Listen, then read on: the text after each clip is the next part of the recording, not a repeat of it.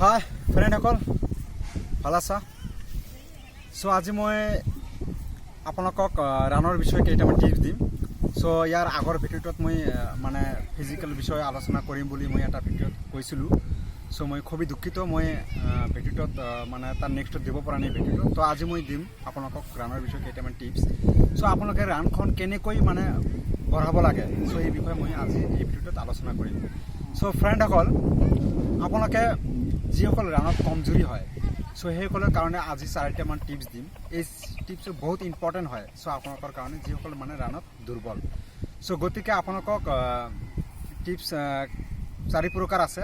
চ' 4 প্ৰকাৰ এই টিপছবিলাক আপোনালোকক এসপ্তাহমান কৰিব লাগিব। চ' বন্ধুসকল, 1 নম্বৰ টিপছটো আমি আপোনালোকক দেখুৱাই দিছোঁ মোৰ বাবে।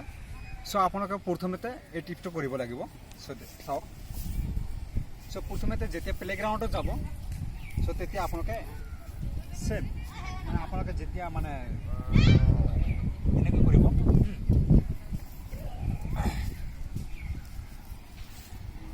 চ' চাওক কৰাৰ পৰত এনেকৈ কৰিব। প্ৰথমতে ফাৰ্ষ্ট এইটো আপোনালোকৰ ফাৰ্ষ্টৰ কাৰণে। চ' ইয়াৰ এনেকুৱাকৈ আপোনালোকৰ 20 বাৰ কৰিব লাগিব, মানে 20 বাৰ। চ' 20 বাৰ এনেকৈ কৰিব লাগিব।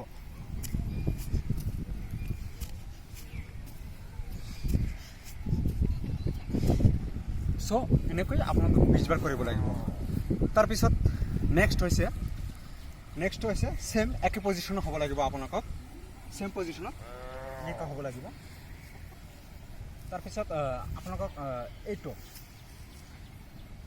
এনেকৈ কৰিব লাগিব পজিশ্যনটো। চ' এনেকৈ কৰিব লাগিব আপোনালোকক পজিশ্যনটো। চাওক, মানে আপোনালোকৰ হাত দুখন আছে আৰু ভৰিটো আপোনালোকৰ ভিতৰত থাকিব লাগিব। ভৰিটো আপোনালোকৰ ভিতৰত থাকিব লাগিব। চ' বন্ধুসকল চাওক মোৰ বাবে।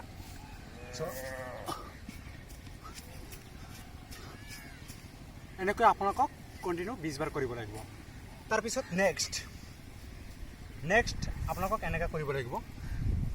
চাওক, হাতখন আছে আৰু ভৰিটো হাতৰ ওচৰত ল'ব লাগিব এনেকৈ।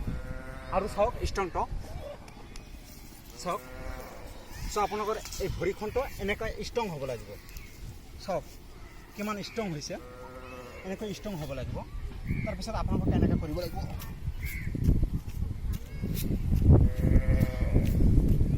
চ' এনেকৈ আপোনালোকক 20 বাৰ কৰিব লাগিব। তাৰপিছত ইয়াৰ নেক্সট এক্সাৰচাইজটো হৈছে, চ' এইটো আপোনালোকৰ মানে ৰানিঙৰ আগত কৰিব লাগিব। এইটো ফিজিকেলটো আছে ৰানিঙৰ আগত। যেতিয়া আপোনালোকে ৰানিঙৰ আগত কৰিব, তেতিয়া আপোনালোকৰ উশাহ নিশাহটো আপোনালোকৰ বাঢ়ি যাব। চ' তাৰপিছত নেক্সট হৈছে এনেকুৱা।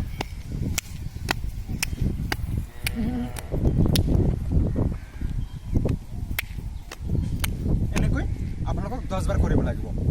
তাৰপিছত এইটো এটা লাষ্ট টিপ, মানে এইটো যিসকল ফ্ৰেণ্ডৰ মানে উশাহ নিশাহ কৰিবলৈ মানে খুব কষ্ট হয় বা নিশ্বাসটো নিবলৈ আপোনালোকৰ খুব কষ্ট হয়, তেনেহ'লে আপোনালোকক এইটো কৰিব লাগিব। ৰানিঙৰ প্ৰথমে এইটো কৰিব লাগিব।